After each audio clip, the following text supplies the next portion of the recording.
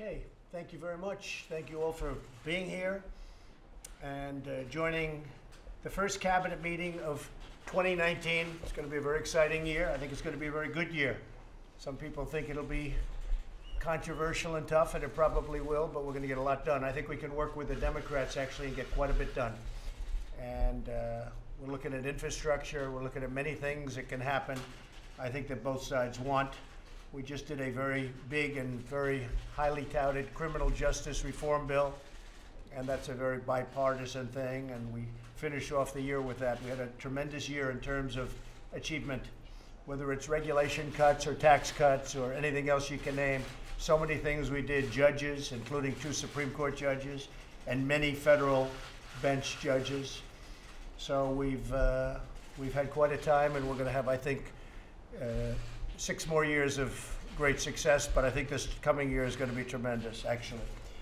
Every day, Border Patrol encounters roughly 2,000 illegal immigrants. I have to talk about this. Trying to enter our country, 2,000 a day, and that's a minimum. Every week, 300 Americans are killed by heroin, the vast majority of which comes across through our southern border. Our southern border is like a sieve. It just pours through our southern border. And unless we're going to have physical barriers, it's never going to be able to be stopped. Too much money is being made.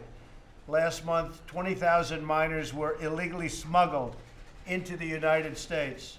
In the last 2 years, ICE officers arrested 235,000 criminals who were able to come in over the years through the United States. And we have a very tough border. I think you see that even last night, where people charged the border, tried to get through, but they couldn't because we have a wall up.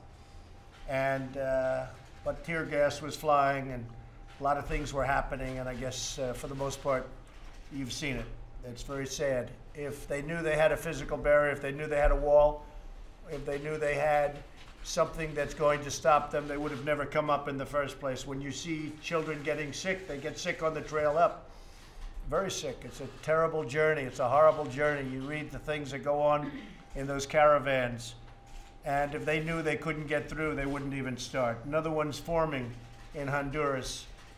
And we've very much lowered the payments to Honduras and to a few other countries that are not playing right, because there's no reason for caravans to be forming.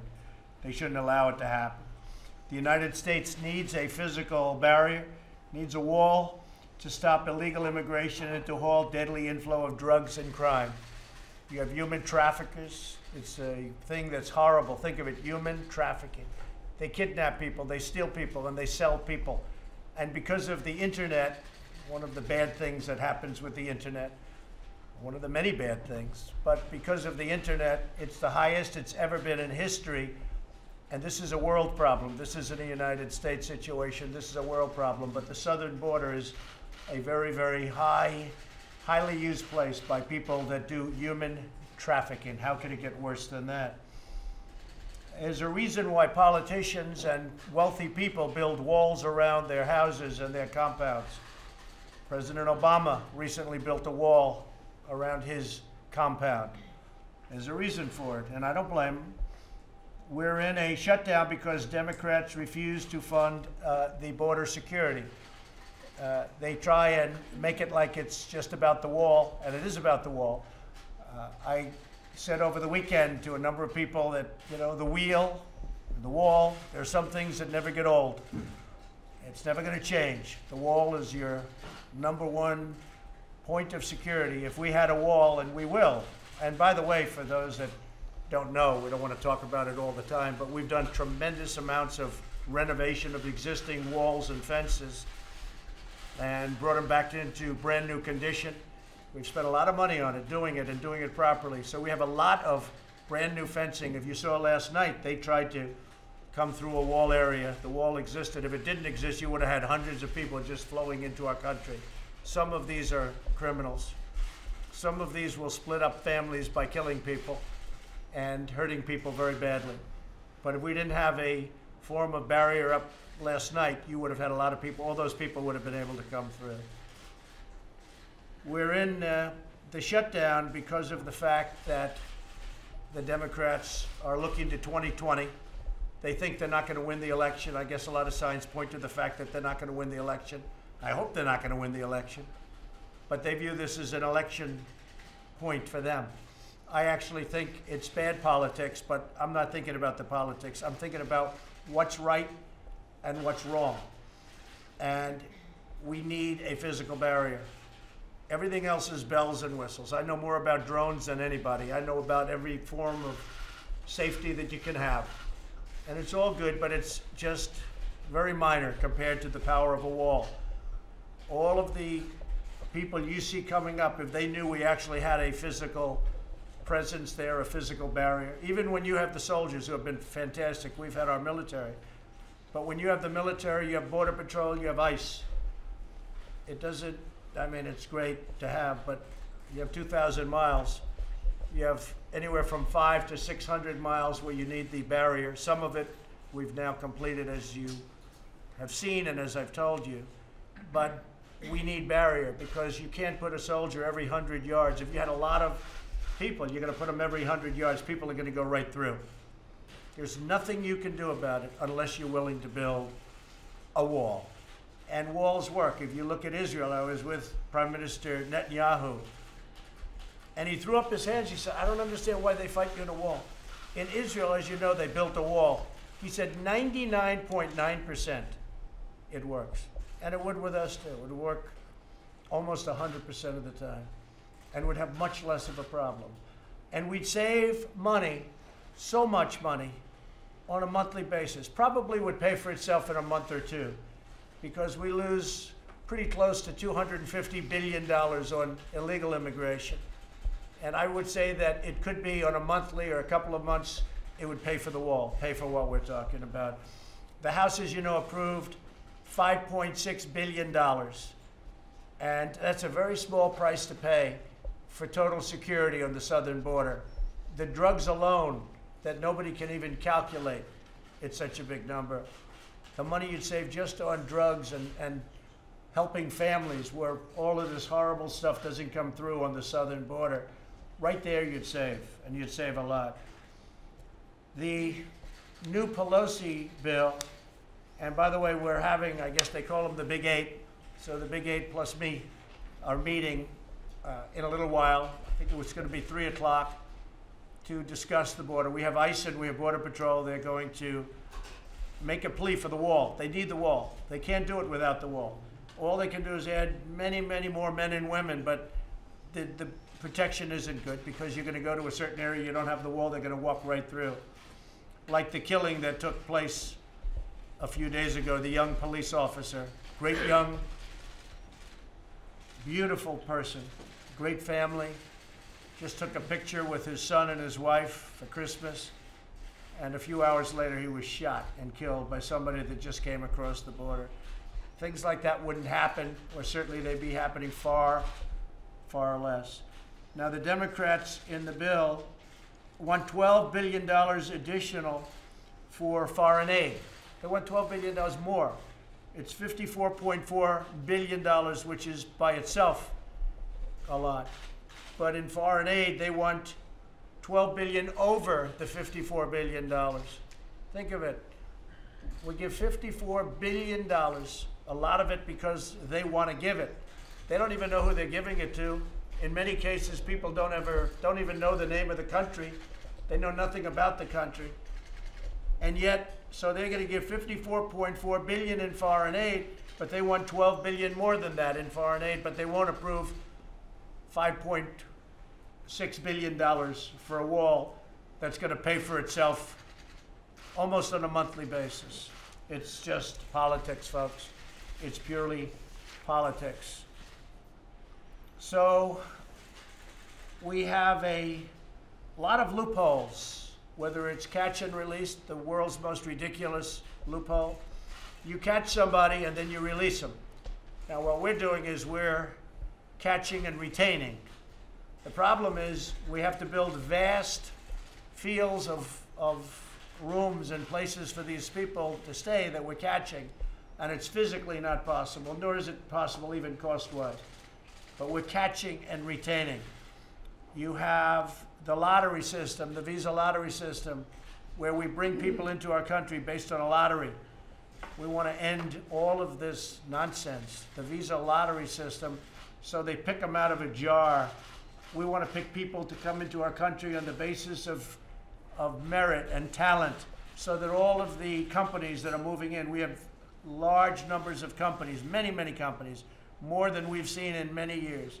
The companies that have left our country are coming back because of what's going on. You see, our job numbers are great. We need people to come in, but we can't have these loopholes. These loopholes are crazy. One thing I have to say, DACA. We are all for DACA. The Republicans are for doing something with DACA, but it's been so misreported. We had the confines of a deal, and the $25 billion didn't just cover a wall. It covered a lot of border security. We have a lot of that. It's been covered very incorrectly, but it's confusing to a lot of people. But we were close to having a DACA deal, and then we had a judge rule from the Ninth Circuit, amazing ruling, and he said DACA was okay, even though when President Obama signed it, he essentially said, well, probably can't sign this, probably not legal, but I'm going to sign it anyway.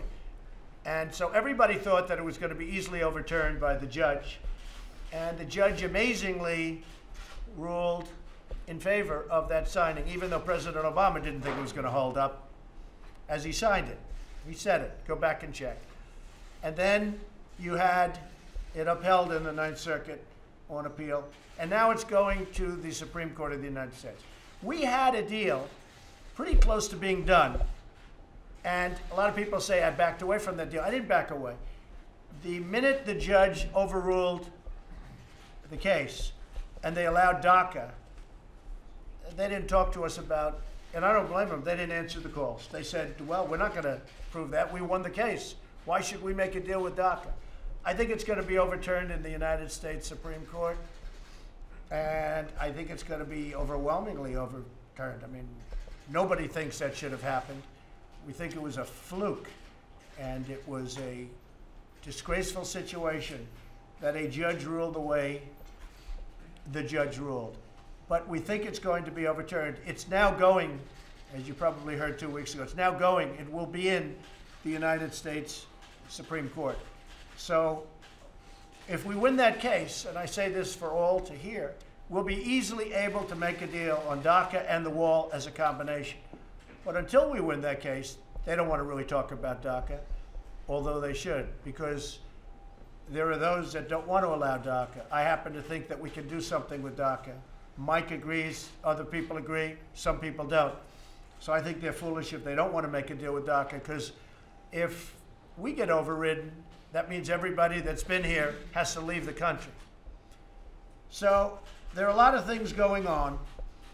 We're very proud of what we've done with respect to the wall and the renovation that we've done. It's covered a lot of territory, tremendous amount of miles, and that continues to go on. But we need the wall for the security of our country. People want to see it. It's about border security, and I think in the end we're going to be successful. We are doing so much work right now. You see it going up. It's going up all over. That's the money that we were given. I want to thank the military, because the military has been fantastic. We've been working with Pat Shanahan, who is acting Secretary of Defense, he's been such a pleasure to work for and I work with. We worked really hard over the last, actually 4 or 5 weeks, and so much has been done, not only in terms of protection, but in terms of helping us with respect to areas that we need help for physical barriers. The military has been really great. The Army Corps of Engineers has been fantastic. And so with that, I think what I'll do is I'll ask Pat to say a few words, and then I'm going to ask Matt and Kirsten to say a couple of words. Maybe I'll start with Pat Shanahan. Yeah, thank you, sir, and Happy New Year, everyone. Maybe just 3 points to share with all of you. The first is we've been very, very closely coupled with Kirsten, Custom Border Patrol. I was speaking with General O'Shaughnessy, the commander at Northcom, sends his best. The team is executing operational training every day. The collaboration has been seamless. Kirsten, as you know, and she's off here to our right, the National Guard has been in support, and the active duty. Maybe a shout out. Manny Padilla, Kirsten, has done an exceptional job. When I was talking to General O'Shaughnessy, he said Pete Flores and Kevin McAleenan.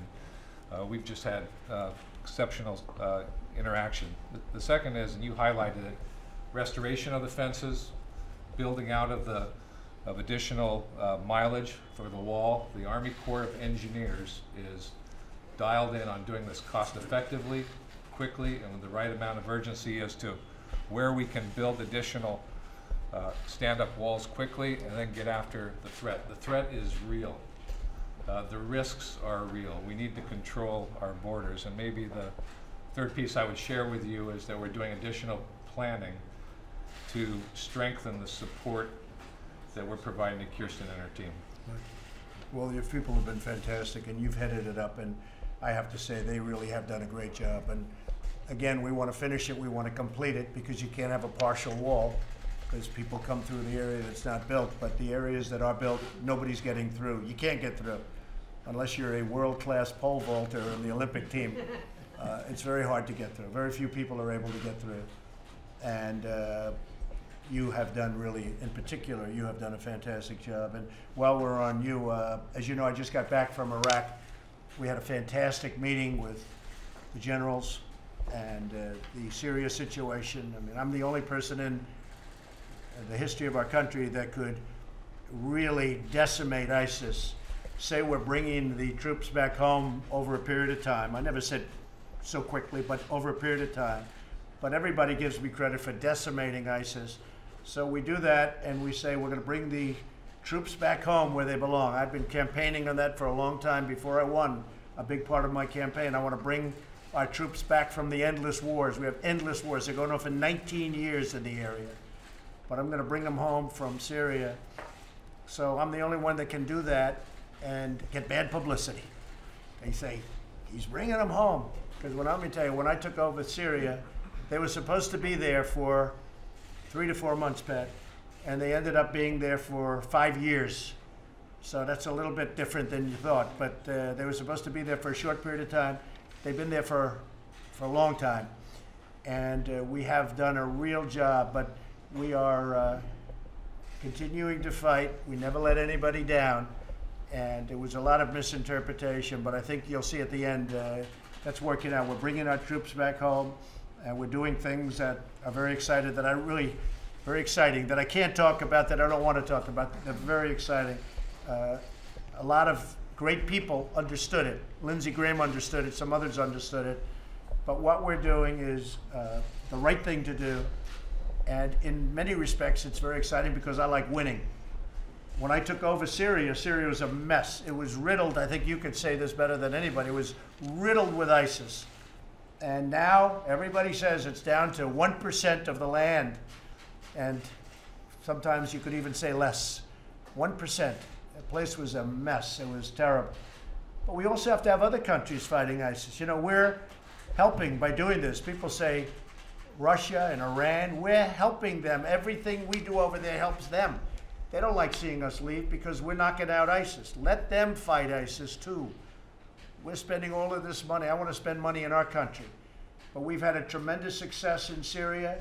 We're slowly bringing people back and bringing them back. And we're hitting the hell out of them, the ISIS people.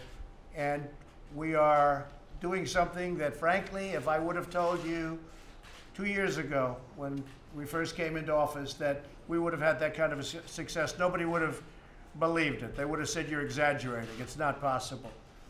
But we're down to final blows, and those generals were fantastic.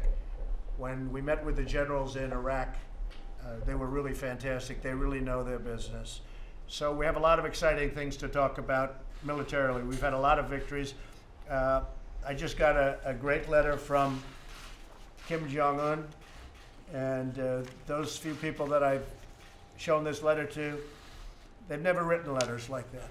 This letter is a great letter. We've made a lot of progress with North Korea and Kim Jong-un. Chairman Kim has been, we've really established a very good relationship. A lot of good things are happening. And I never said speed.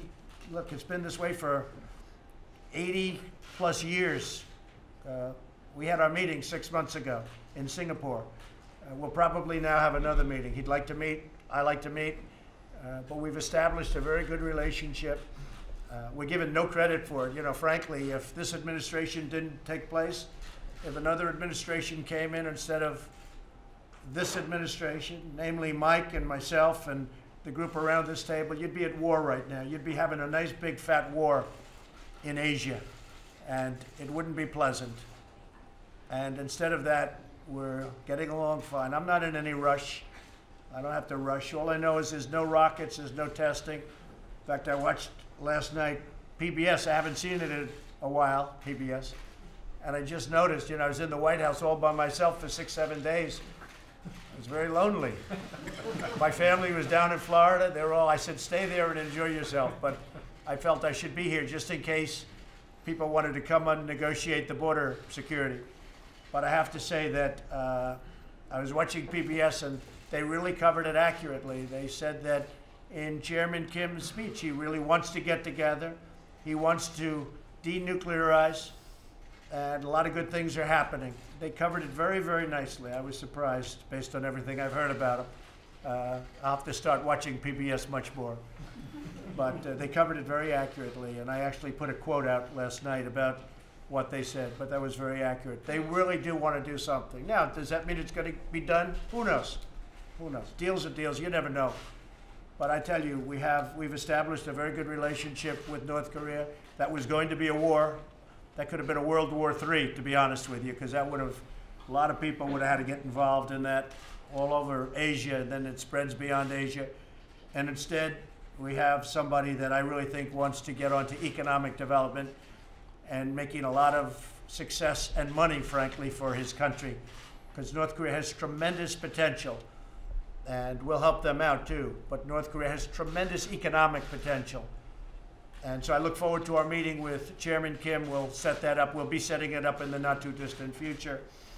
And with that, I'll ask Secretary Nielsen, we'll get back onto the border to say a few words. Please, Secretary. Sure. Good afternoon, Mr. President. So I'm in San Diego reviewing our border security and immigration efforts. Is it working? Yes. Can you all hear me? Yes. Okay. And as you've described, sir, in fact, this is a humanitarian security crisis. We're doing our best out here. I always want to take an opportunity to thank the great men and women of the Border Patrol and Customs and Border Protection, but the system itself is simply overwhelmed. This is my around 17th trip to the border in the last year, and I can tell you, unfortunately, the crisis is getting worse. Our immigration system is simply badly broken. So let me start by saying, from a DH perspective, Mr. President, now more than ever, we need the wall. Today I'm going to talk quickly about how bad the crisis has gotten, but to fix it, we need what our frontline operators are demanding, which is a barrier that will keep illegal aliens, drugs, criminals, terrorists, and other threats from entering our country. Walls work, as you've said. It's not a political issue, it's an operational one. We've seen the successes of walls in El Paso, in Yuma, in San Diego, and in El Centro sector. Under your leadership, we're building the first new wall in over a decade, but we need more. We need new sections of wall at our top illegal entry points, something that Congress unfortunately prohibited us from doing last year in our appropriations. And we also need to continue to replace the old, outdated, and ineffective wall sections that you referenced. We need to replace them with wall that has been identified for operational purposes by the professional men and women of CBP, not by uninformed political restrictions that have been put on our appropriations. As you know, the southern border remains the principal entry point for both cocaine and methamphetamine entering the United States, and seizures in both narcotics are spiking. We've also seen, unfortunately, an increase in fentanyl coming across the southern border, which kills about 72,000 Americans every year. The southern border is also the primary entry point for criminals and gang members. Just last year, we apprehended more than 17,000 criminals and 1,000 gang members along the southern border. We are also concerned about potential terrorists as well. As you know, in 2018 alone, We apprehended 3,000 special interest aliens coming into our country along the southern border. These are aliens that have travel patterns or other characteristics of concern to the intelligence community. Mr. President, we need a strong border wall system to keep these threats and others out of the U.S., and I strongly support your continued efforts to obtain the needed resources from Congress. And if I could, let me just give you a little bit more about the crisis. We also need to address poorly written and outdated laws. Simply put, our laws allow illegal aliens into the country and allows them to stay. This must change. Here's the reality of the crisis we're facing. On average, as you said, we see about 2,000 people a day try to illegally enter our country at the southern border. We will never be able to send the majority of them back home unless and until Congress acts to close the loopholes these people are exploiting to stay in the country. To break it down, there are 3 categories of illegal aliens arriving at our borders: single adults, family units, and unaccompanied children. In the past, single adults have been the vast majority of illegal aliens. They're still the easiest for us to handle. We're able to detain and deport them quickly. Under your administration, Mr. President, we've dramatically ramped up prosecutions of these illegal border crossers with help from the Department of Justice, and we will continue to do so. But the demographics are changing, and the vast majority of the people that we see now are family units and unaccompanied children. They now make up about 2/3 of those arriving at our borders. Because of poorly written laws and activist court decisions, it's virtually impossible to send them home. We're only allowed, as you know, to hold families for 21 days. That's it. Then we have to let them go under the law. Most of them then disappear into the United States. What's worse, in 9 out of every 10 cases, immigration judges find that these families are not even eligible for asylum in the first place and should be deported. But by then, most of them have vanished and escaped the law. Smugglers and traffickers know this. In fact, they know our immigration laws much better than many members of Congress. They are using this as a fast pass to get illegal aliens into America. The result is an explosion in the number of families arriving at our borders and a massive spike in the number of fake families showing up. They know if they pretend they're together, they're likely to get in for good. And quickly, the 3rd category is unaccompanied children. Because of outdated laws, we cannot send kids who show up alone back to their home countries and to their families. They have to be transferred to the Department of Health and Human Services, which places them with sponsors or relatives in America. The result is we see more and more of them every day. Parents are making the unconscionable decision to send children on long, dangerous, and sometimes deadly journeys to our country. We are busting at the seams. HHS is out of capacity, and under the law, CBP must transfer these kids to HHS. These loopholes serve as a giant magnet, which is now resulting in a humanitarian catastrophe. Our system was simply not built to handle this influx of families and children. The human toll is real and shocking. Women are being trafficked and raped. In fact, 1 out of 3 women report they are sexually assaulted on the journey to our borders. Kids are getting abused. They're getting sick, very sick. Many of them are being recycled and used by smugglers to get more people into the United States. And nearly 70% of illegal aliens report being victims of violence along the journey. 70% of those traveling north to our country. Our hearts break for families who have lost children and those who are affected by this violence. We're doing everything we can to ensure rapid medical care when needed. But the men and women at CBP and ICE are doing the best they can with what they have, but they don't have the facilities, the resources, or the legal authorities to keep up with this crisis. Only Congress can give them that. So, sir, the bottom line, as you know, and as you've repeatedly stated, we need Congress to fund and build the wall, give us the resources to deal with this crisis, terminate the Flores Agreement and grant DHS the authority to detain and remove illegal family unit aliens together, and modify the TVPRA so unaccompanied children can be returned home to their families. Right now, our Border Patrol and ICE agents are spending so much of their time dealing with the overflow that we're having to pull them off important national security cases counter-drug operations, and more. We can't afford to do this any longer. I want to close by thanking the whole of your administration, the Department of Defense, Department of Justice, HHS, CDC, OMB, and others. We are all working together to address this security and humanitarian crisis. Mr. President, you have brought the rule of law back to our border. The men and women of DHS could not be prouder to be given the opportunity to do the jobs that Congress and the American people expect. But we need Congress to act. We cannot continue to do more with less and attempt to secure our country with our hands tied behind our back. Thank you for your leadership and your continued focus as we work with Congress to try to address this.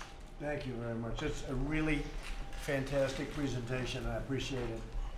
And you have been working very hard. You've been down there. Every time I call, you're at a different location along the border trying to straighten it out.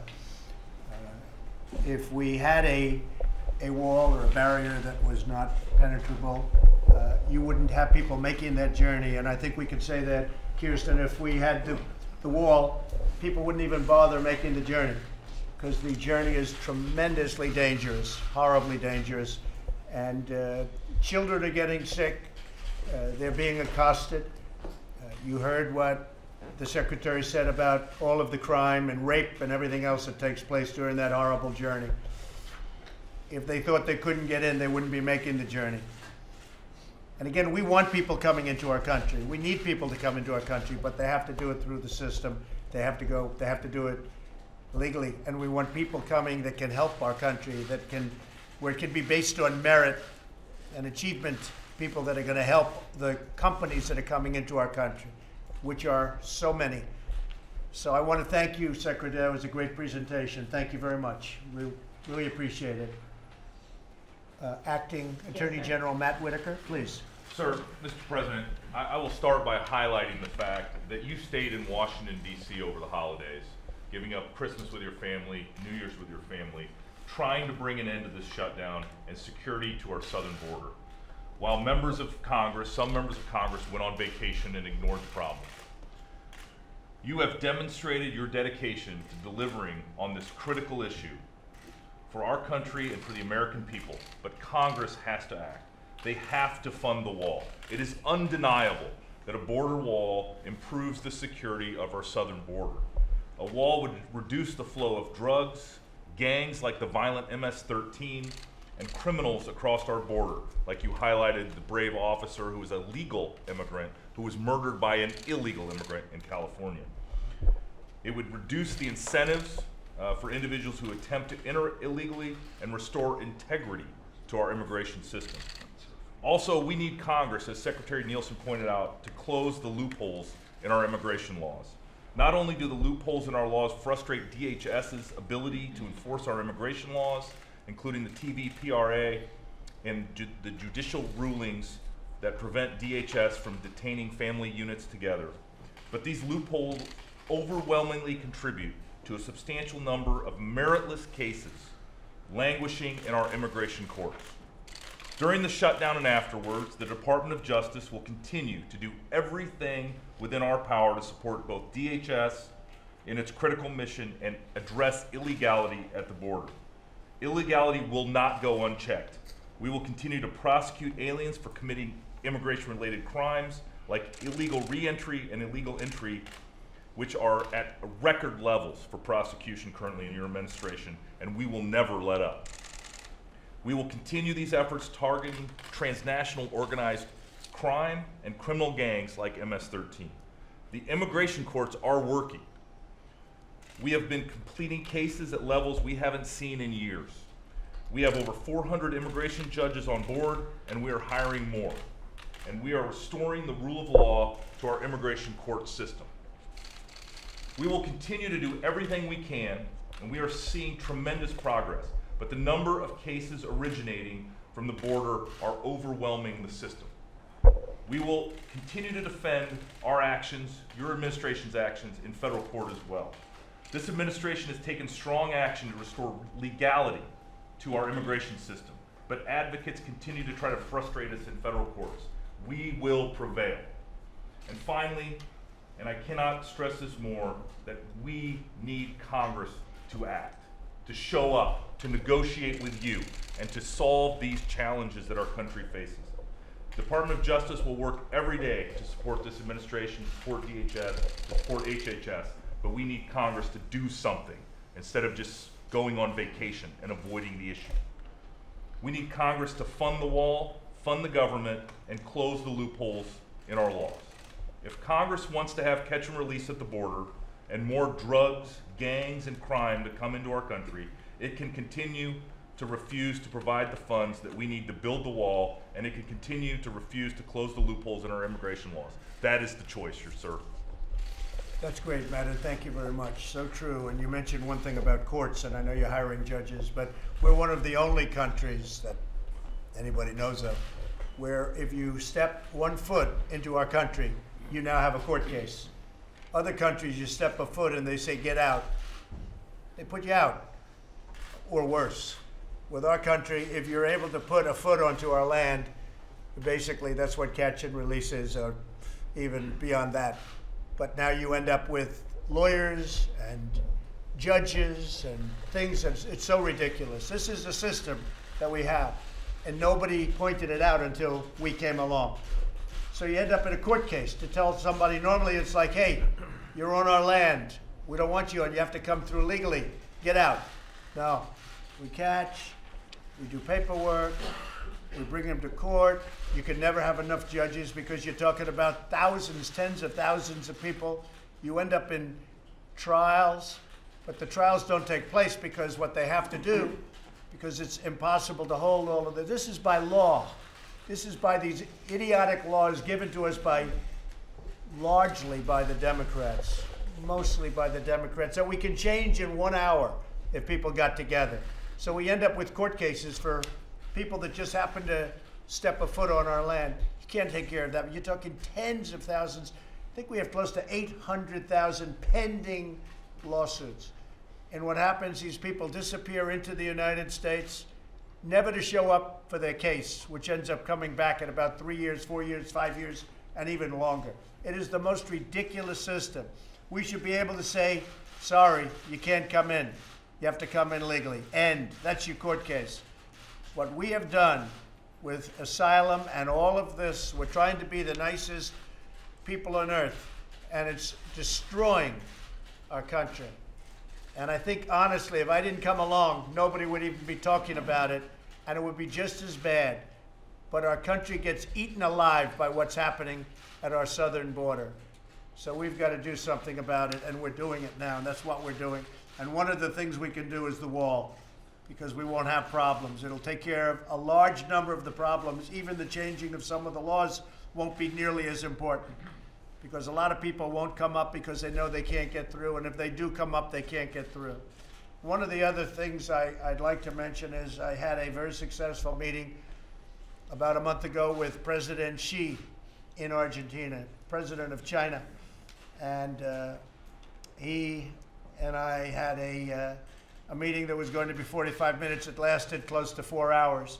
It was very successful. One of the things I asked him to do was fentanyl, if you would criminalize it, because it's not criminal. And China has very strong criminal penalties. It's called the death penalty. If you would criminalize fentanyl, it would really help us, because we're losing 80,000 people a year with fentanyl. 80,000. Think of what 80,000 people, that's like a football stadium full of people a year from taking this horrible drug, most of which comes out of China. And he's agreed to criminalize it. That was a big statement. He agreed immediately. And by the way, it wasn't a long negotiation. It was really a negotiation on trade, which is coming along very well. We'll see what happens. But before I started with trade, I talked about fentanyl. And he agreed to criminalize it, and criminalize it at the highest level, which means, I assume, death penalty. So that's going to be put into effect fairly soon, and that should have an amazing impact on the fentanyl coming into our country, which is right now just about the worst thing we have coming in. It's nothing worse. It's just, this stuff is really brutal and really terrible. So I want to thank President Xi of China. Rick Perry is here, and he was a great governor of Texas for a long time, knows probably more about the border than anybody.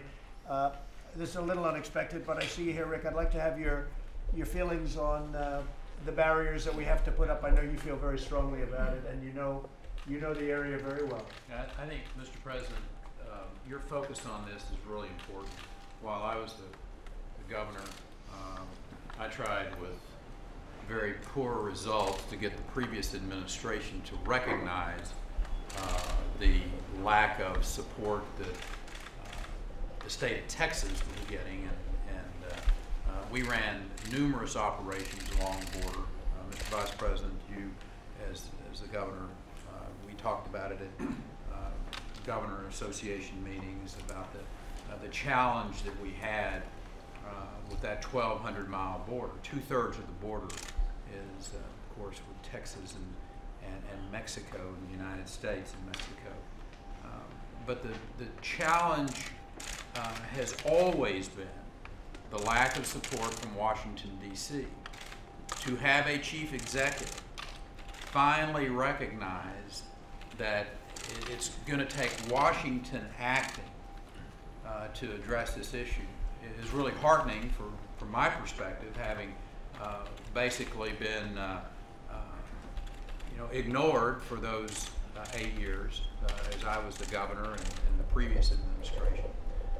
But it's this message that comes that from the media, from those that for whatever reason don't want to secure that border, that you can come and be rewarded.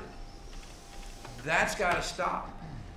And one of the ways to do that is obviously with a clear message to those that are trying to use that border as a access into the United States is there's not a reward anymore.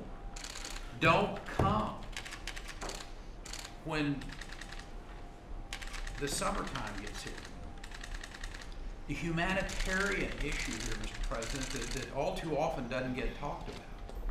I mean, the lives that are lost in Mexico, in the desert Southwest, in that region of Texas that is incredibly inhospitable, when you're out there trying to cross it.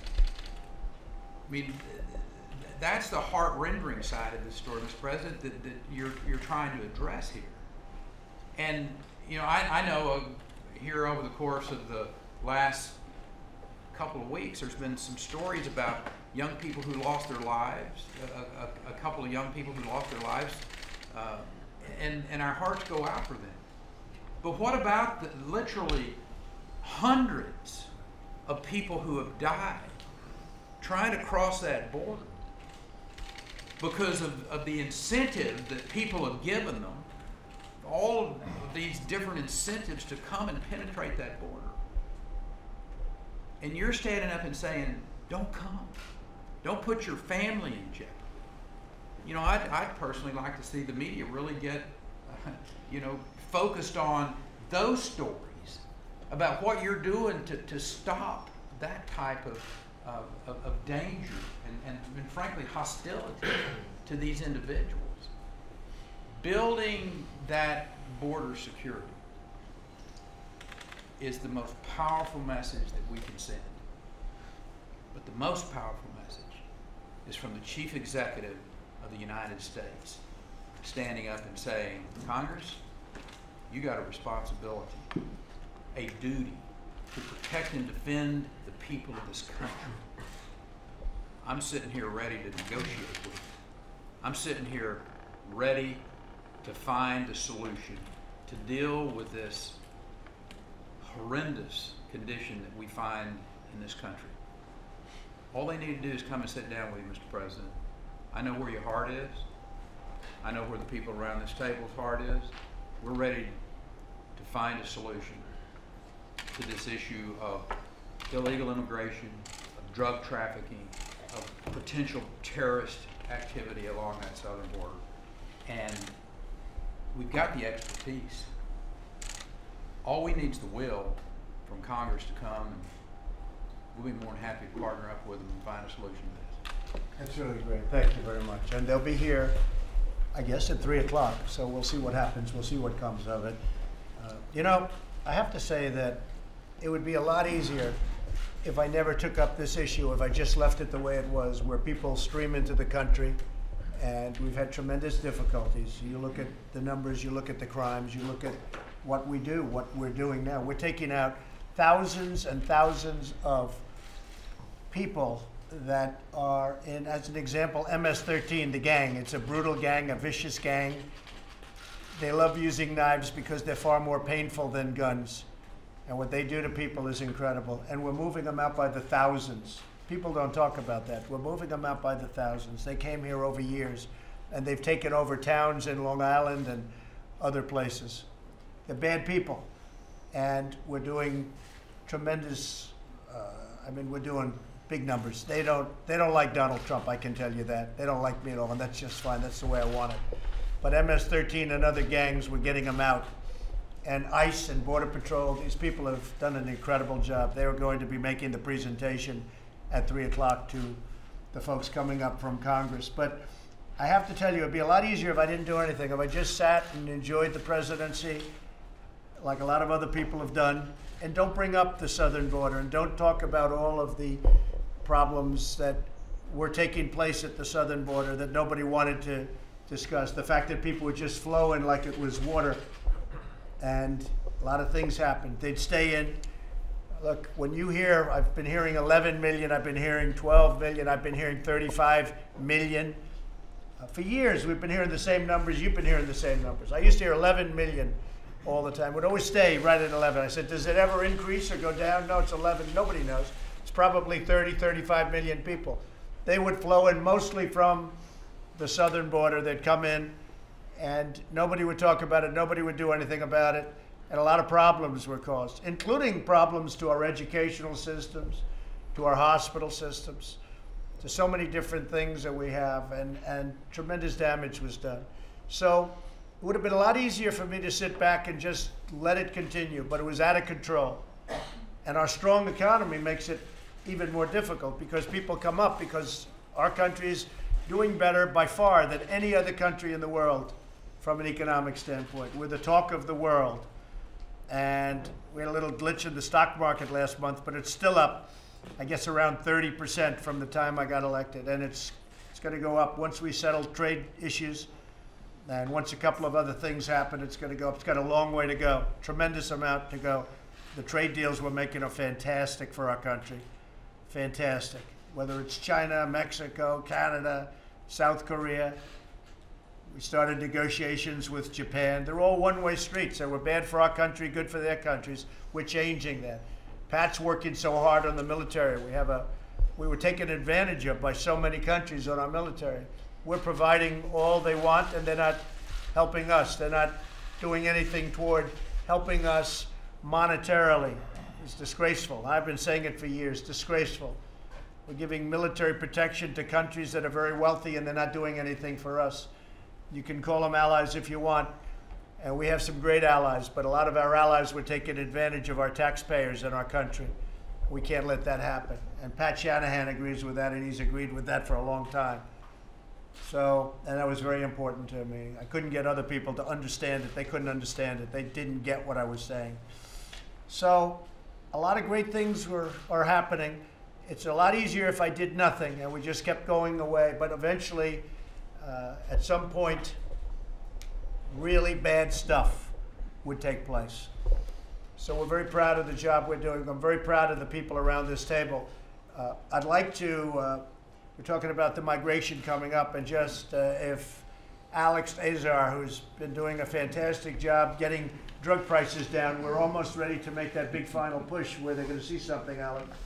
It's not an easy situation. They've been trying for years, but I don't think anybody's actually been trying. We have been, and we've done an incredible job. You'll see a final couple of strokes made. It's going to be, which takes a long time to set up statutorily. Statutorily, we've gone through a big process, and I think you're going to see a tremendous reduction in drug prices, and a lot of great work was done, along with Secretary Acosta, who has created some incredible healthcare programs, cooperative programs, where the price of healthcare has really gone down far below Obamacare, far below. and some really great programs that people are signing up, I hear, in tremendous numbers. I'd like to, and thank you, very great job you've done on healthcare. A lot of people don't know about it, but we've set up some incredible healthcare programs that are far better than Obamacare and a lot less expensive. But if I could ask Secretary Azar just to say where the children are coming up and they're very sick by the time, these are young children and they're forced to come up. And remember this, the coyotes, these are bad ones. The coyotes, but not stupid. They know our laws better than the people that wrote them. The coyotes are using children to gain access into this country. They're using these children. They're not with families. They're using the children. They're taking the children. And then they dispose of the children after they're done. This has been going on for years. This isn't unique to us, but we want to stop it. Secretary, if I could ask you to just talk a little bit about the children's situation and how sick some of these children are by the time they get to the border. Sure, Mr. President. Thank you very much, and thank you for your strong leadership in the efforts to secure our borders and fix our terribly broken immigration system. We at HHS have a role in addressing the tragic consequences of this broken system through caring for these unaccompanied alien children, or UACs. These are minors who arrive at the border without their parents. Traveling to the U.S. border is extremely dangerous, with minors suffering physical, mental, or sexual trauma on the way to this country. Parents should not send their kids on this journey. This is not a compassionate act, it is a dangerous act. It is endangering your children. Unfortunately, more and more minors have been arriving at our border over the last year. When UAC are apprehended at the border, the Department of Homeland Security takes them into custody. DHS then refers them to HHS, where we then select a grantee to care for them until we can release them to a suitable sponsor. While we saw a dramatic drop in the number of unaccompanied children arriving after the president took office, the numbers are now rising significantly. In calendar year 2017, we received approximately 29,000 unaccompanied children. In calendar year 2018, we received approximately 51,000 unaccompanied alien children referrals, almost doubling from the previous year. Currently, there are almost 13,000 unaccompanied alien children in our care, and we expect that number to rise during the new year. We brought more capacity online to address the situation, almost doubling our capacity in the past year. But having to continually expand capacity is simply a symptom of a broken system. Caring for unaccompanied alien children in an appropriate environment is also incredibly expensive. Care for UAC in fiscal year 2018 cost about $2 billion just for that. And we expect something similar for this coming year unless the situation is addressed. Imagine if we secured our border and we didn't have to spend that $2 billion caring for these kids, what we could do with that $2 billion. We also have had to provide technical assistance and surge capacity to help address medical needs of both adult and children migrants when they arrive in DHS facilities. We're proud of the standards that we set for the care of these kids in the Unaccompanied Alien Children program, but this is a tragic, unsustainable situation that will continue until our immigration system is fixed. As the President mentioned, we need a system that discourages parents from working with smugglers to bring minors into our country on this dangerous journey, and we need it now. And I also want to note, Mr. President, that great work you did with President Xi on getting fentanyl scheduled so that it's a crime there to cut down on the flow of fentanyl to this country. If we do not have border security on our southern border, it's going to redirect to Mexico and it's going to come in from there and keep killing American citizens, even with China scheduling and stopping the flow from China. We'll get it out of Mexico if we don't get this border secured with a wall. Good. Well, thank you very much, and thank you also on what you're doing with drug pricing. It's going to be something. I really think it's going to be something very spectacular. We appreciate it. Thank you, Secretary. Mr. Vice President, please. Thank you, Mr. President. And having spent the Christmas break here in Washington along with you, I want to thank you for the strong stand you've taken for border security. Not just because you said you would, but because as the cabinet and the nation looking on today can see, you recognize that we have a crisis at our southern border. We think of the tragedy of Officer Singh, a legal immigrant to this country, being struck down by an illegal immigrant at the time of the Christmas holiday. We think of the videos that the American people woke up to today of a large assault on our border that required our Border Patrol to deploy tear gas. This is the information you hear every day, we are made aware of every day, but you bringing it before the American people and being willing to take a strong stand to shut down the government until we secure the funding to build a wall and bring about the kind of changes that will achieve true border security, I know is something that millions of Americans appreciate, and I personally appreciate your stand. You gave the numbers before, but they're worth repeating. 17,000 criminals have been apprehended attempting to come into this country.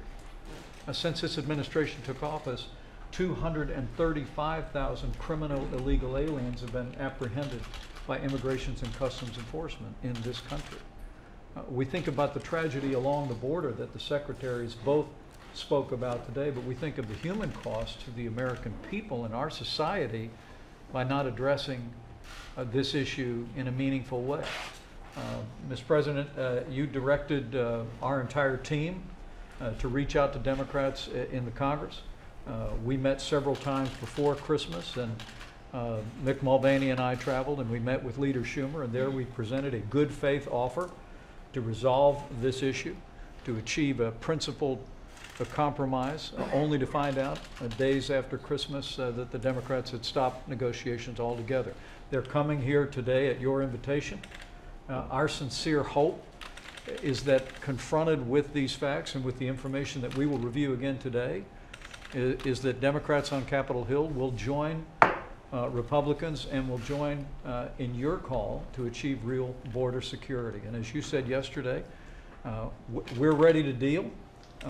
We have an offer on the table that would reopen the government and achieve border security. I know other senators are talking about fresh ideas, some of which you've reflected on today, and I know we'll give due consideration to those issues, but we owe the American people nothing less than our best efforts, not just to reopen the government, but as you've made clear, to reopen the government once we have the resources to build a wall, a physical barrier, and make measurable progress on achieving real border security. That's right, Mike. Thank you very much. It's true. I want to thank Mick Mulvaney. He's been really an activist. He has got great energy, and you're doing a great job. As chief, we appreciate it. Pulled everything together very quickly. Things are going very well. Again, I want to say that Middle East, we inherited a lot of problems. When I became president, I took over a whole lot of problems. The Middle East, the southern border, North Korea, and that was the easy stuff, okay? We took over a lot of problems, and we've done, I think we're going to do well with all of them. I think we're doing really well. We're doing, whether we should have ever been in the Middle East or not, that's a question for a lot of people. You know where I come from on that. But we're doing something very special, I think, in the Middle East. I think you're going to see that. And I follow what I said in the campaign for a long period of time. But we're doing a lot more work and a lot more result than I ever thought we could do and that I could do as president. With North Korea, you know how I stand on that. It was rough there for a while. And if you go to before I got elected and you looked at what was happening and you look at what's going on right now, the relationships really have been very good. We'll see what happens. I always say it's deals, it's dealing with people. But I will tell you, we have, I know you guys would love to see what's on this letter. And I'd frankly love to read it to you. But we have a very good relationship going. So time will tell. Time will tell. But, and the economy is doing fantastically well. Unemployment's at a record low. Unemployment for Black, Hispanic, Asian is at the lowest it's ever been in the history of our country. Even Kanye West came out today and said great things about Trump. He's a good guy. But he said great things about us because he sees what we're doing. He's smart and he sees what we're doing. You know, when you have record low in the history of our country unemployment for African Americans or for Asians or for Hispanics, that's tough to beat. That's tough to beat. So we're doing very well. The world isn't doing so well, unfortunately. The world, does have an impact on us.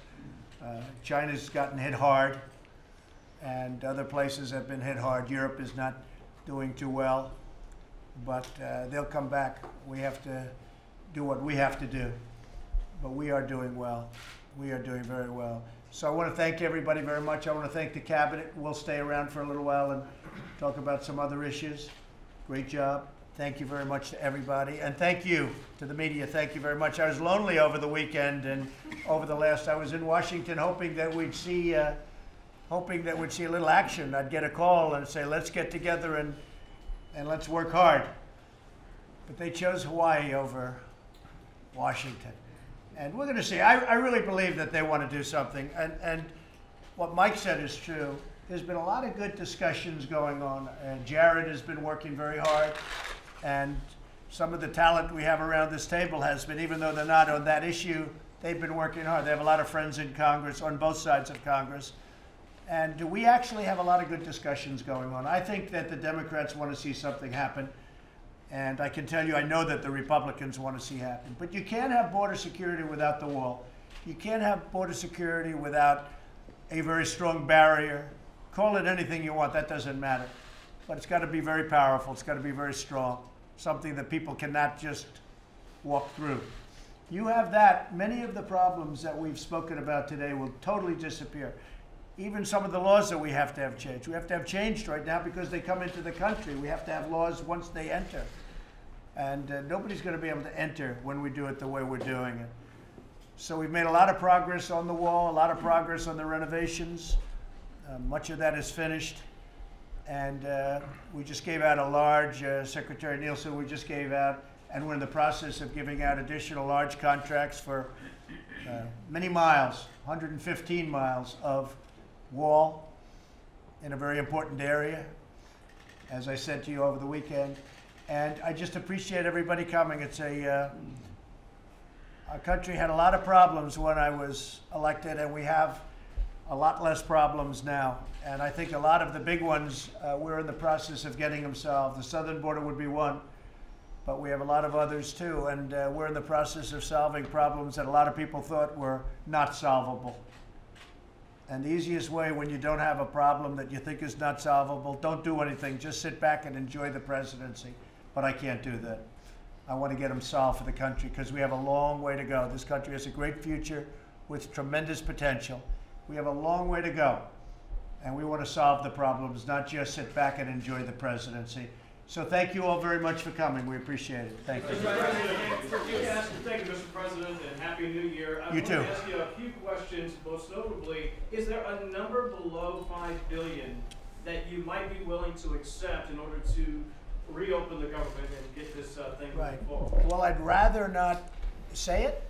Could we do it for a little bit less? It's so insignificant compared to what we're talking about. You know, I've heard numbers as high as $275 billion we lose on illegal immigration. And here you have a wall where you're talking about to complete, because again, a lot has already been done. You know, we've been getting money in. Somebody said that we didn't spend the money. Well, we have spent it, but we don't pay contractors before they finish the job. That's one of the other things that Pat and I sort of instituted.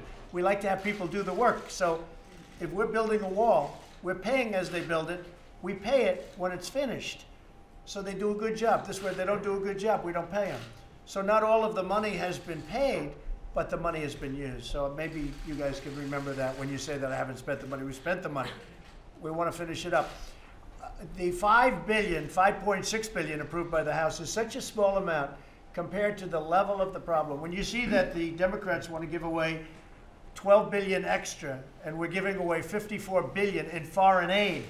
So we give money to countries, but we don't give money to our own country, which is another thing that I've been complaining about, and we're cutting that back. It's very unfair. When we give money to Guatemala and to Honduras and to El Salvador, and they do nothing for us.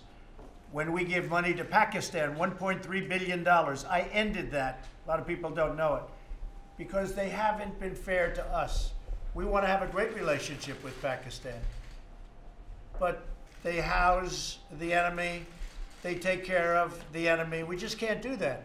So I look forward to meeting with the folks from And the new leadership in Pakistan will be doing that in the not too distant future. But I ended the $1.3 billion that we paid like it was water. We just pay it to Pakistan. So I ended that. And we ended a lot of other money that's being sent out on a monthly basis and a yearly basis to countries that don't even vote for us in the United Nations. We give them billions of dollars. They don't even vote for us in the United Nations. When we want something to help certain countries, and you know, it's not all about the rich countries, because the rich countries really do take advantage of us because they pay a very small percentage of their military, and they cheat on trade. They take advantage of us on trade. Other than that, they're wonderful, okay? But there are countries that are poor, that we will come. We don't want anything from them. We want to help them. There's some horrible things going on in the world, and we want to help those people. We don't want money from them. We don't want that. We're not looking for that. But when you have massively wealthy countries that have very low military costs because the United States subsidizes them, so they take advantage of us on military. They could easily pay us the full amount, and they also take advantage of us on trade. So when I speak up, I mean, that's why I got elected. Issues like that, issues like the border. And it would be so easy not to do anything. When they say I'm not popular in Europe, I shouldn't be popular in Europe. If I was popular in Europe, I wouldn't be doing my job, because I want Europe to pay. Germany pays 1%.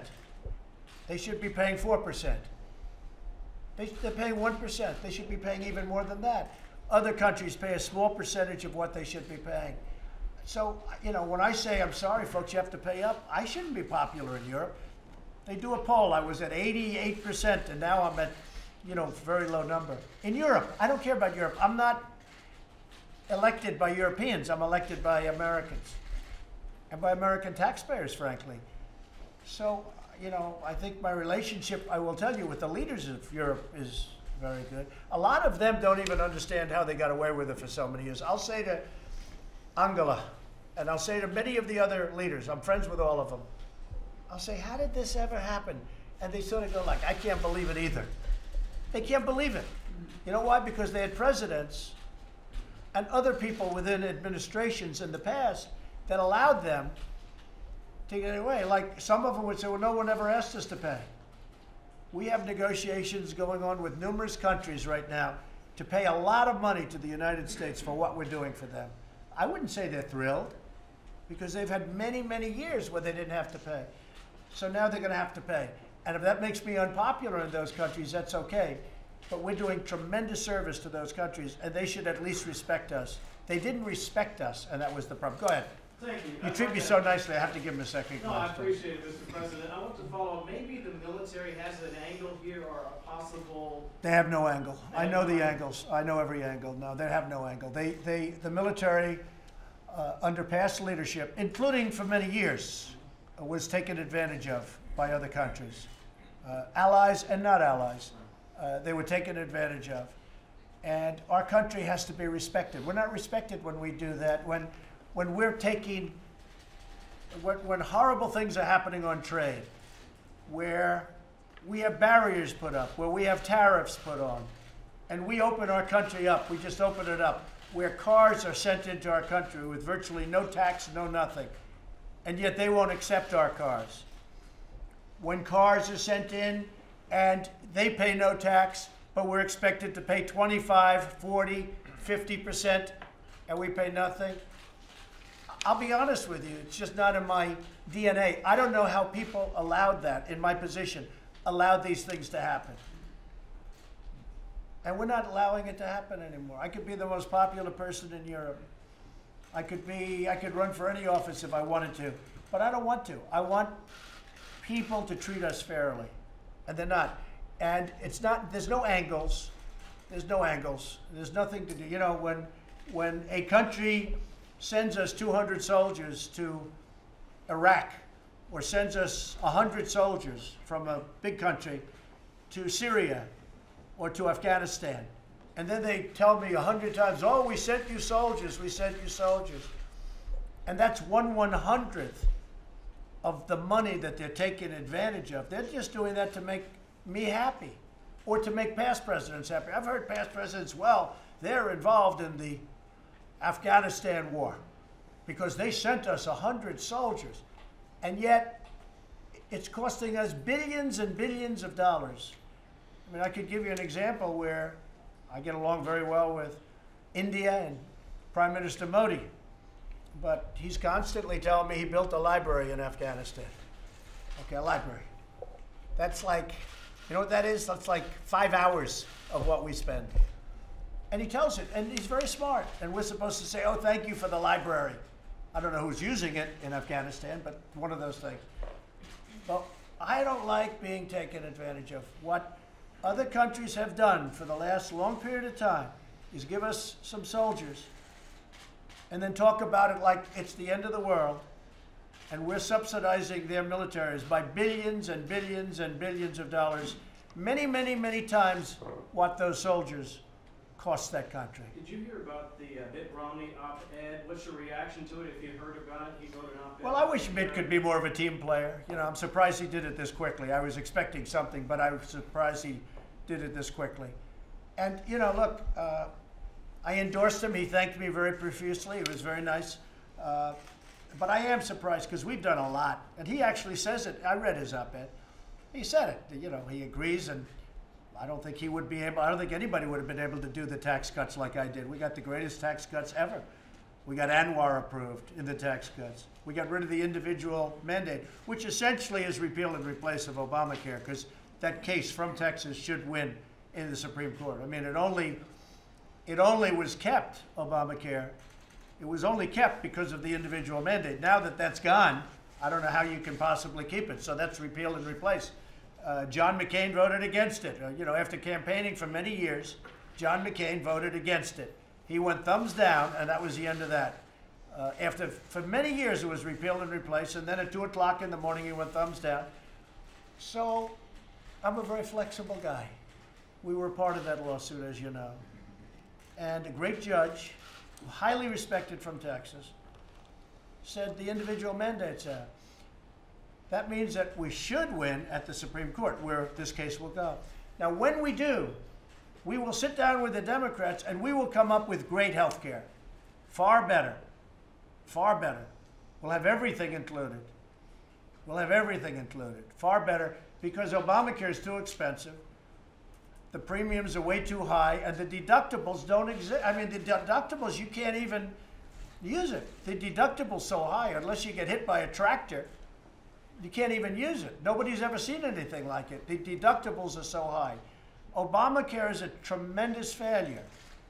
But now that we won the individual mandate, and that's it, which, by the way, was by far the most unpopular, it was by far the most unpopular thing in Obamacare. So with Mitt Romney, I'd love him to be a team player. Possibly he won't be. I'm surprised he acted so quickly.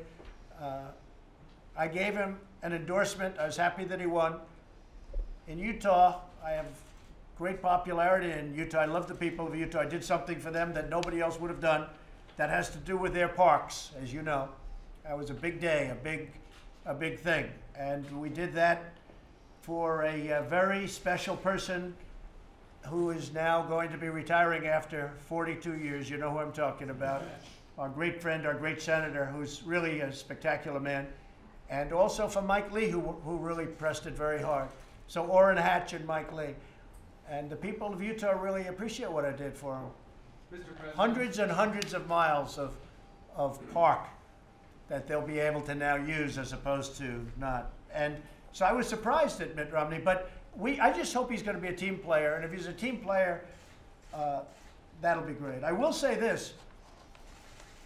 If he fought really hard against President Obama, like he does against me, he would have won the election. Does that make sense to you? If he fought the way he fights me, I'm telling you, he would have won the election. But I think he's going to end up being a team player. I think he agrees with many of the things that we've done and many of the things that we have in mind, and we'll see what happens. Mr. President, Yeah, go ahead, Afghanistan. in Afghanistan, you have won ISIS in Syria, but in Afghanistan, Taliban is gaining ground. And you mentioned India about it. What role do you want India to play? Well, I think India should be involved in Afghanistan. I mean, I'll give you an example. You can talk about our generals. I gave our generals all the money they wanted. They didn't do such a great job in Afghanistan. They've been fighting in Afghanistan for 19 years. General Mattis thanked me profusely for getting him $700 billion. He couldn't believe it.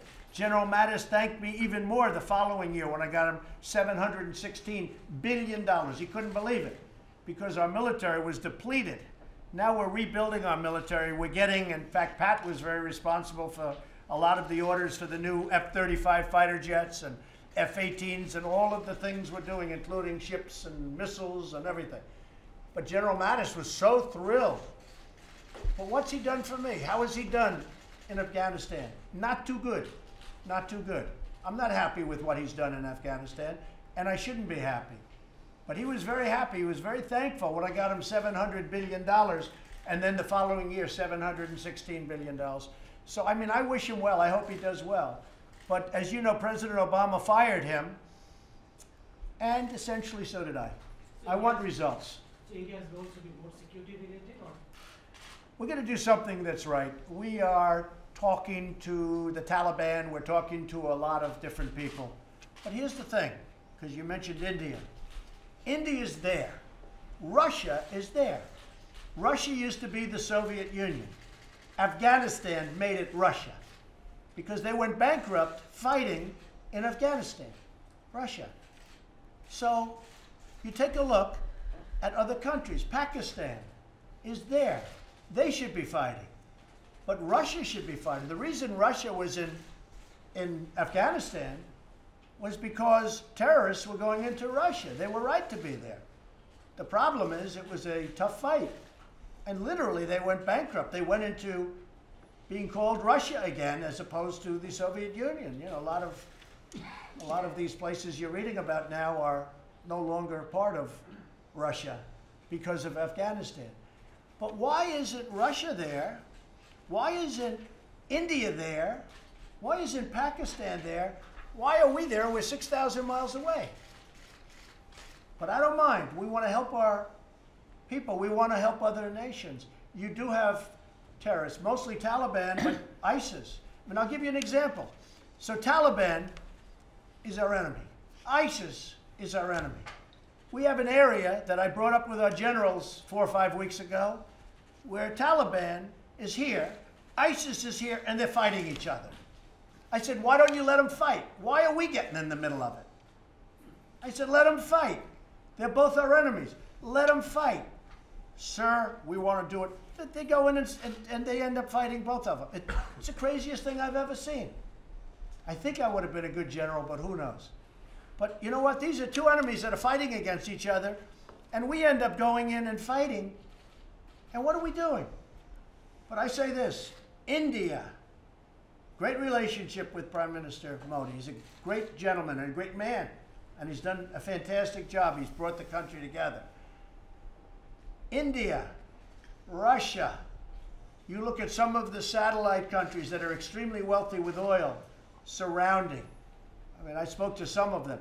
I said to a certain country, very rich country, what would you do if the United States pulled out? Oh, we'd be taken over by the Taliban and terrorists. I said, then why are you charging us when we have to use your country to send product through? Why are you charging us when we send airplanes over your country? We're doing the job for you. Why are you charging us? He said to me, very great gentleman, smart. He said to me, well, nobody ever asked me not to. I said, I'm asking you not to. He said, we will not charge you. And I'm talking about millions and millions of dollars. Flights over his country. But I say to him, what would happen if we weren't here? And he looks at me and he goes, we would be overrun. We could not defend ourselves. And yet he charges us, but he doesn't charge us anymore. Okay, yeah, please, Mr. Jeff. President, you used the word slowly when you were describing withdrawal from Yeah, Syria. I never said fast or slow. What's your timetable? When do you want troops to be out? I know somebody said 4 months, but I didn't say that either. I'm getting out. We're getting out of Syria. Look, we don't want Syria. Obama gave up Syria years ago when he didn't violate the red line. I did when I shot 59 missiles in, but that was a long time later. And when President Obama decided not to violate his statement that never crossed the red line, and then they did, and he didn't do anything about it. You know, making a threat is okay, but you always have to follow through with the threat. If you're going to make that threat, you can't make a threat and then do nothing. So Syria was lost long ago. It was lost long ago. And besides that, I don't want, we're talking about sand and death. That's what we're talking about. We're not talking about, you know, vast wealth. We're talking about sand and death. Now, the Kurds, it's very interesting. Turkey doesn't like them. Other people do. I didn't like the fact that they're selling the small oil that they have to Iran. And we asked them not to sell it to Iran. But the Kurds, our partners, are selling oil to Iran. We're not thrilled about that. Okay? I'm not happy about it at all. At the same time, they fight better when we fight with them. You know, when we send 30 F-18s in front of them, they fight much better than they do when we don't. And you've seen what's happened. But we want to protect the Kurds. Nevertheless, we want to protect the Kurds. But I don't want to be in Syria forever. It's sand, and it's death. And when we kill ISIS, if we don't, now everyone says, oh, then they'll come to our country. Well, that's possibly true, a very small percentage. But you know where else they're going? To Iran, who hates ISIS more than we do. They're going to Russia, who hates ISIS more than we do. So we're killing. And then I read when we pull out, oh, Russia's thrilled. Russia's not happy. You know why they're not happy? Because they like it when we're killing ISIS, because we're killing them for them. And we're killing them for Assad. And we're killing ISIS also for Iran. And just while we're on Iran, because, you know, people don't like to write the facts. Iran is a much different country than it was when I became president. Iran, when I became president, I had a meeting at the Pentagon with lots of generals. They were like from a movie. Better looking than Tom Cruise and stronger. And I had more generals than I've ever seen. And we were at the bottom of this incredible room. I said, this is the greatest room I've ever seen. I saw more computer boards than I think that they make today. And every part of the Middle East and other places that was under attack because of Iran. And I said to myself, wow. I mean, you look at Yemen, you look at Syria, you look at every place. Saudi Arabia was under siege. They were all, I mean, they wanted Yemen because of the long border with Saudi Arabia. That's why they're there, frankly. But every place was under siege. And I actually asked a question, how do you stop these people? They're all over the place. They had plenty of money. President Obama had just given them $150 billion. He just gave $1.8 billion in cash. I'm still trying to figure that one out, Mick. Gave them $1.8 billion in cash. Plane loads of cash. I mean, cash from 5 different countries. You know why from 5 different countries, Jeff? Because we didn't have enough cash in the tri-state area to give them $1.8 billion. So they had to use the currency of other countries. That's the real reason. So with all of that being said, I did something called terminate the horrible Iran nuclear deal, which, by the way, in 8 years gives Iran the legal right to have nuclear weapons, okay? I did it. Iran is no longer the same country. Iran is pulling people out of Syria. They can do what they want there, frankly, but they're pulling people out. They're pulling people out of Yemen. Iran wants to survive now. Iran was a power in the Middle East. They were going to take over the whole Middle East. They were going to take over everything. That was what they wanted to do, and destroy Israel while they're at it. Iran is a much different country right now. They're having riots every week in every city, bigger than they've ever had before. Their currency is under siege, thanks to us. A lot of bad things are happening. When we do all of the things that we've done monetarily to Iran, Iran is in trouble. And you know what? I'd love to negotiate with Iran. They're not ready yet, I don't think.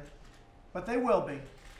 But Iran is a much different country right now, Jeff, than it was when I took over. When I took over 2 years ago, Iran was going to take over the Middle East and who knows what, and they were going to have all the nuclear weapons they wanted in a very short period of time because of that stupid deal.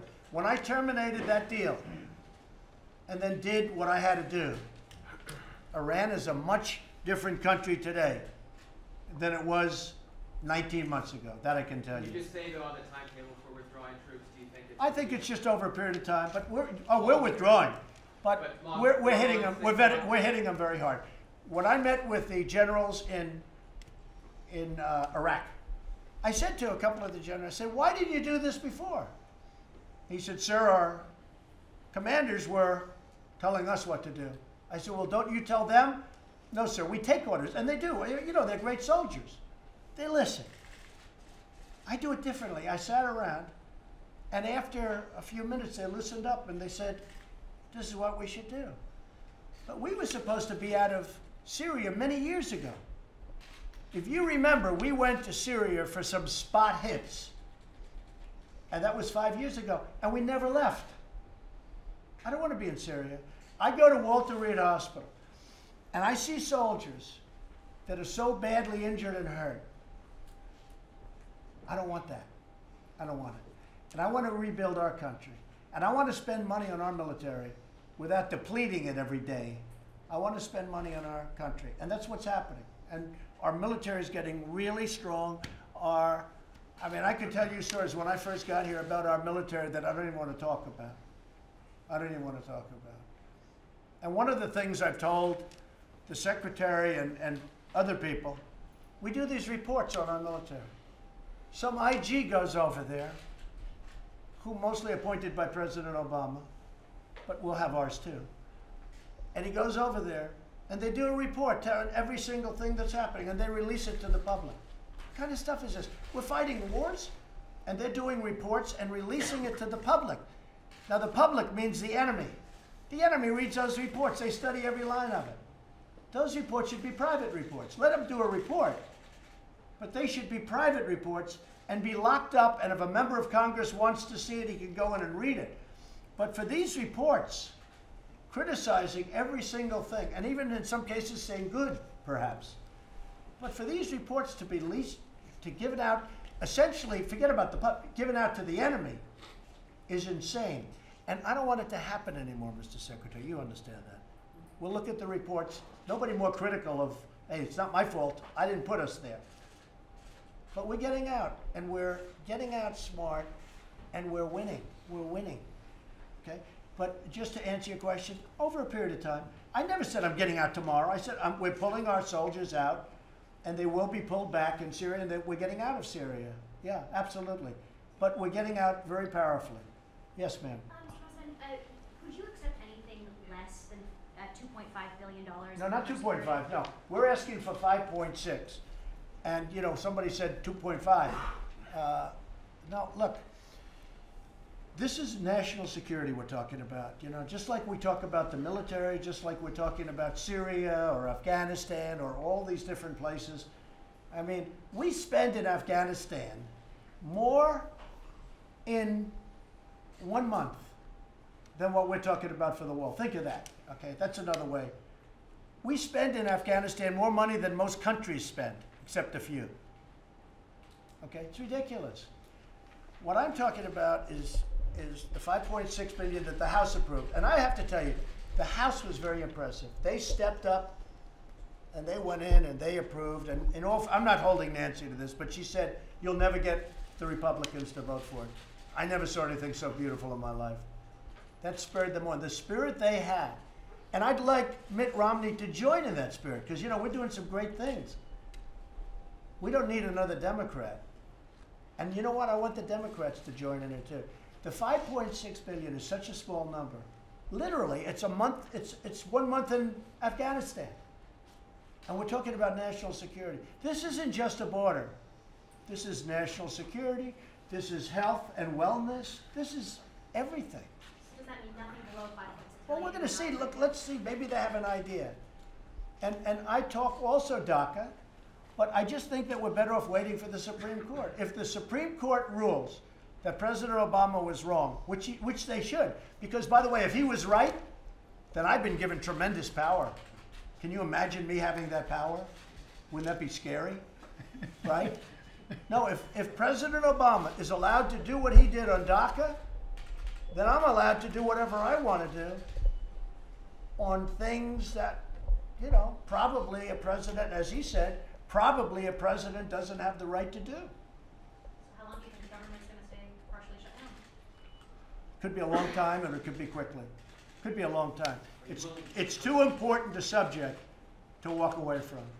I was here on Christmas evening. I was all by myself in the White House. It's a big, big house, except for all the guys out on the lawn with machine guns, nicest machine guns ever. I was waving to them. I never saw so many guys with machine guns in my life. Secret Service and military, these are great people. And they don't play games. They don't like wave. They don't even smile. But they were all alone with the machine gunners, and I felt very safe, Ben, I have to tell you. They're great people, and there are a lot of them. But I was hoping that maybe somebody would come back and negotiate, but they didn't do that. And that's okay. Look, this is really something that should be bipartisan, and we'll see if it is. I hope it is. I hope it is. Okay? Mr. President, are you willing to keep the government shut down until the Supreme Court rules on DACA? No, because I think Supreme Court, no, I think this should be settled. By the way, if the Supreme Court would do a great favor to this country, if they would say the president should not have done that, we will settle this whole thing, including really a big immigration policy, not just border security, which is very important. Because we would do something with DACA. A lot of the Republicans, most Republicans, are fine with some deal on DACA. DACA is okay. These are people that have been in the country a long time. In many cases, they don't even speak the language of the country from which their parents came. So how are you viewing this meeting later this afternoon? Is this, you mentioned Border Patrol coming in. Is this an education campaign? All this is to tell issuing demands to Chuck and Nancy and some others from ICE and from Border Patrol, and also from some local law enforcement, how bad it is, how dangerous it is, and why we need a wall. But they know that. Look, when they say the wall's immoral, well then you got to do something about the Vatican, because the Vatican has the biggest wall of them all. The wall is immoral. Look at all of the countries that have walls, and they work 100%. It's never going to change. A wall is a wall. The others just, I mean, we can have all the drones flying over the people last night as they tried to rush the border. The only thing that stopped them was the wall. If we have drones up there, it's wonderful. We'll get nice pictures. Look, 5.6 is a small amount compared to the problem. How long are you doing? It was never 25. By the way, you know, a lot of people thought it was 25 billion, and that was for overall homeland security. That was for much more than the wall. The wall was a piece of that. So, you know, a lot of people said he should have taken the 25 billion. Well, that covered a lot more territory than the wall. How long are you willing to keep the government shut down then in order to get? As long as it takes. I mean, look, I'm prepared. I think the people of the country think I'm right. I think the people of this country think I'm right. Again, I could have done nothing. I could have had a lot easier presidency by doing nothing. But I'm here. I want to do it right. And I'm not only talking here, I'm talking about Middle East problems and other problems and North Korea problems. Can I just ask Mr. Romney, too, why do you think he'll eventually become a team player? And do you I don't know that he will. I hope he expect does. a challenge from within the Republican Party? I don't see it. I think I have the highest rating in the history of, I was just looking at that poll. Yeah, I think, I mean, I don't know why, but they like me. They say I'm the most popular president in the history of the Republican Party. You see the same polls as I do. A number that is hard to believe considering I never get fair press or good press.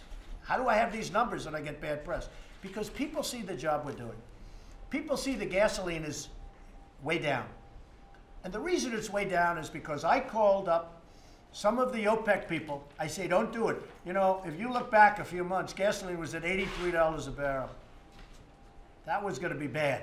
And it was going to 100, and some people were saying 125, Rick. And I made calls. I say, you better let that gasoline flow. And they did. And now it's down to 44. And I put out a social media statement yesterday. I said, do you think it's luck that happened? It's not luck. It's not luck. I called up certain people and I said, let that damn oil and gasoline, you let it flow, the oil. It was going up to $125. If that would have happened, then you would have had a recession, depression, like we've had in the past when that happened. These are numbers that Senator Robbie's aware of. Why do you think he's going to come around and become a team player? I don't know if he's going to become a team player. I hope he does. If he does, I think it's going to be better for him. I think people are very upset with what he did. He hasn't even gotten to office yet. He hasn't even gotten to office. And he was very happy when I endorsed him. So, you know, I don't know what changed, other than we've succeeded in many of the things that I said we were going to do. And let me tell you, we're succeeding in others. We're really succeeding in things that people thought were impossible to do. So I think that Mitt Romney hopefully will be a team player. And if he's not, that's okay too. Look, I handle it. I mean, I just got rid of, I wouldn't say that. They say they retired. They say that Bob Corker retired. They say that Jeff Flake, wonderful guy. I never even met him and he's hitting me. He was going to tell people how to win in 2020 because 2016 can't. He wrote a book about it. Didn't work out too well, that book, because we won in 2016 because we didn't want to wait till 2020. So Jeff Flake is now selling real estate or whatever he's doing. He'll probably go to work for CNN. That's my prediction. Bob Corker, unfortunately, you know, I had a good relationship. Then he thought he was going to get some publicity for himself, and his ratings tubed, where he couldn't have come in fourth in the primary. He was going to be a senator. Bob Corker was going to be a senator for another 20 years. And then for some reason he hit me because he thought it was going to be good publicity. It didn't work out too well. So with Mitt, I hope he's a team player, but if he's not, that's okay too. I will tell you, we have some great Republicans. And if you look at the way they're standing up for border security, you'd be very proud of them. If you're a Republican or if you're a person that loves our nation. Thank you very much, everybody. Thank you. Thank you, Mr. President. Thank you very much. Thank you, Russ.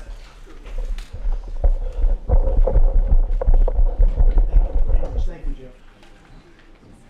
What are you going to do about those markets? But they're going to be good. Gonna bounce We back? look, we need a little help from the Fed. I don't know if the Fed is going to get it. But they're going to be good. The trade deals are kicking in. Yeah. When they kick in, when we complain. Thanks, guys. Thanks. Karen.